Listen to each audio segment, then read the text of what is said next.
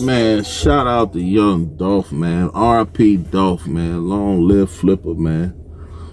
Man, it's a lot going on right now, man, and I haven't even been really wanting to touch these subjects, man, because it's so serious. You know, you look at what's going on right now, and the boy Straight Drop just got found guilty of Dolph's murder. I'm sure there's more to come, and of course, different information came out in trial about Big Jook's involvement. And of course, Big Jook is no longer with us. And that's going to leave Gotti in the line of fire, man. Shout out my nigga Gotti, man. Like, one time, man, Gotti was doing a tour. And we were approached. I owned a venue. And we were approached about bringing the tour to my venue. And the promoter who Gotti had connected with, his team had connected with, shout out my nigga Pepper, man, what's happening, had come to us, and we set the date and made all the arrangements and the necessary agreements. And I didn't know the understanding or the agreement that the promoter had with Gotti and his team. So Showtime came, man. I mean, packed house, man, wall to wall, man. We had to make extra room. It was crazy, man. And the closer it got to Showtime, man, the more concerned I came, because I wasn't hearing from Gotti and his camp. So when I inquired what was going on, what time was they showing up, come to find out they wasn't showing up. I'm like, what? They like, yeah, man, the promoter did this, the promoter did that. Yo, bro, I was livid, man. Here the promoter had backdoor Gotti and them and did some shit that wasn't a part of the agreement, which breached the agreement. And when I called them, they were literally packing up to leave. Now, luckily, Gotti and them, he came on his own bus. And I was able to stop him. So I go up to the hotel, man, to sit down with Gotti and them and explain to them that, hey, I understand what the promoter did, violated the agreement, but I'm not the promoter. I own the venue. And people aren't going to blame the promoter. They're going to blame the venue. So we sat down, me, Gotti, his manager Pepper, his road manager, one of his partners, man. And I said, what would it take to get you on that stage, man? Because right now, at this time, it's literally like 12 o'clock. I said, right now, I got a packed house waiting on to see Yo Gotti. What we gonna do about that, man? We can't focus on problem. I understand the promoter violated the agreement, but people aren't going to blame the promoter. They're going to blame the venue. He said, look, man, man, let me think about it, man. Give me a second. So he stepped to the side with his team, and we came to an agreement. I took care of everything, cashed him out right there on the spot.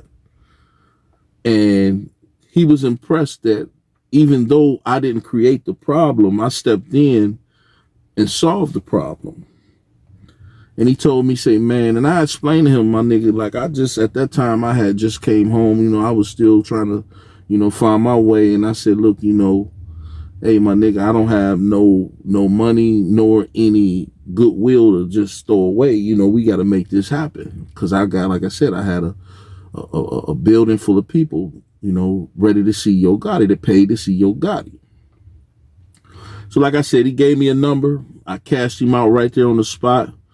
And when I tell you, man, listen, and the crazy part about it was, he said, look, man, give me woo, woo, woo, and I'll go do 5 songs. I said, bet. Because he was still in his feelings about a little stunt the promoter pulled. So I said, bet. So when he hit the stage, man, I mean, it was raucous, man. People, man, I mean, it was ruckus, man. And I remember I'm on stage behind him. He shot me out, you know, for solving the problem.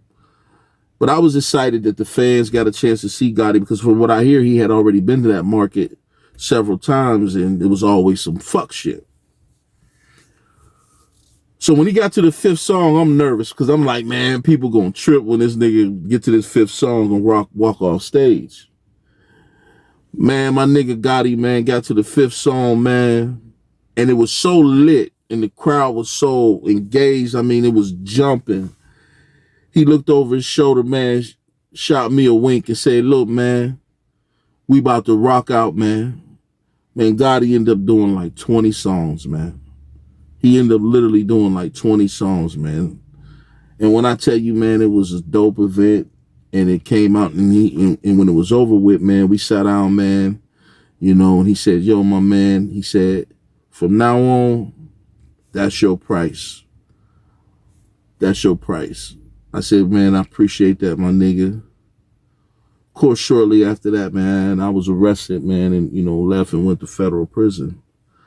But Gotti, man, is a good dude, man. And from what I can gather from this situation, and just, I don't need to know all the details to understand it. Sometimes, man, you can be a high-level thinker, high-level street nigga, high-level, real discipline about your business. But if you got people in your circle, man, even in your family that's in your business and they not making good decisions, man, it's no different than being a fool.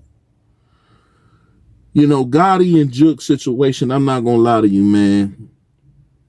Rest in peace, Big Juke, man. That was his big brother, man, and it's no disrespect. But their situation kind of remind me of Michael Corleone and his brother Fredo. Anybody watch The Godfather, man? If you ain't watched The Godfather, pay attention to the relationship between Michael Corleone and Fredo. Michael was the boss for a reason. He was the youngest. He wasn't the oldest. He was younger than Fredo. But it was a reason that the father didn't put Fredo in charge, but put Michael in charge, and he took the reins.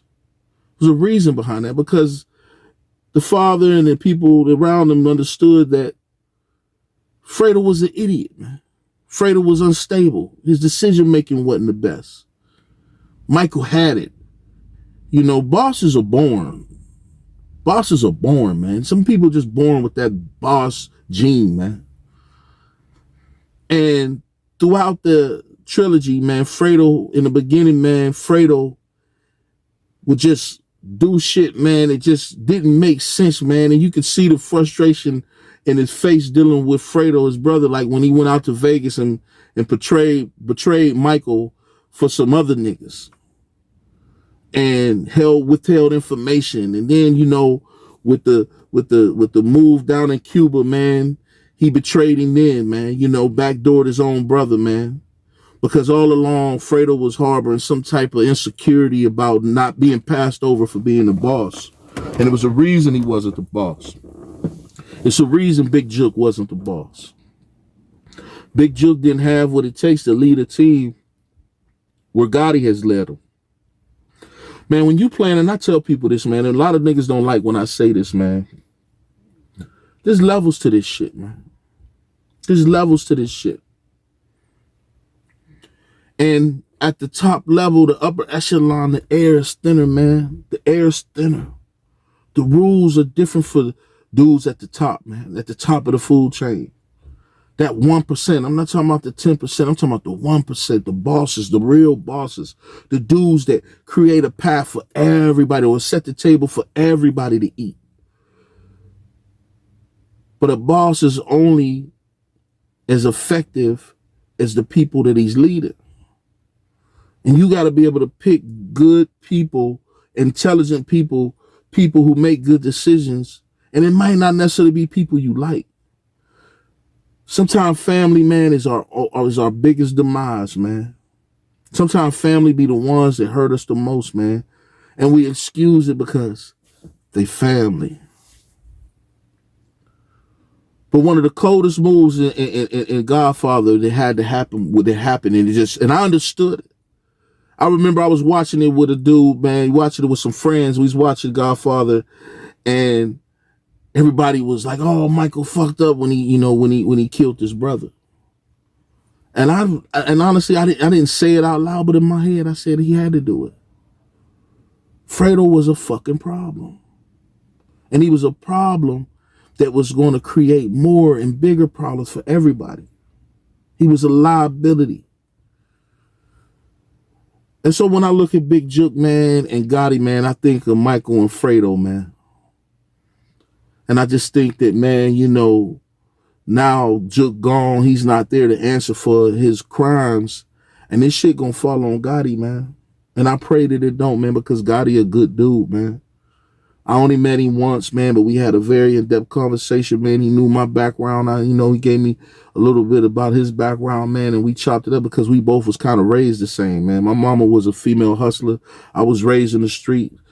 I tell people, man, my first drugs I ever seen, my mama gave me. I didn't run out and get in the streets and because it looked cool. I wanted new tennis shoes. My mama told me, nigga, if you're going to be in these streets, you're going to bring the money in this household. She taught me how to cook. She taught me how to break my shit down, bag it up. She taught me everything about the game. I didn't learn it from niggas in the street. I learned it from in my household. And Gotti's story is a little bit the same. His mama was a female hustler, man. And we was chopping it up, and that was something we bonded over, man. Being raised by hustlers, man. Being raised by money getters, man. I remember, man, I was about 9, 10 years old. My mama used to hustle for my uncle. Shout out Uncle Roy. Rest in peace, man, my Uncle Roy. And I used to love to go with my moms to re-up because I knew every time I go with her to re-up, my uncle would give me some money. He hand me, man, $50, $100 in ones. And when you're 9, 10 years old, man, come on, man. I'd be like this. Buying everybody candy and lunch. And my uncle, but he would only give me some money if I already had money in my pocket. And he used to tell me, man, nigga, don't ever be running around here with no money in your pocket. He said, you got some money in your pocket? And I'll be like, no. He wouldn't give me none. But if he asked me, you got some money in your pocket, and I pull out $1, $2, he'd give me 100, 150, whatever. But what really fucked me up is I went with my mom one time to re-up with my uncle. And he said, come here, man. And he took me in this room.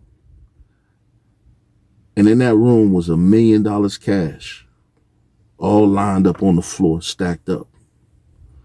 He said, you know what that is? I said, it's money. He said, you know how much? I said, a lot. He said, that's $1 billion. I was about 9, 10 years old. He said, that's $1 million, man.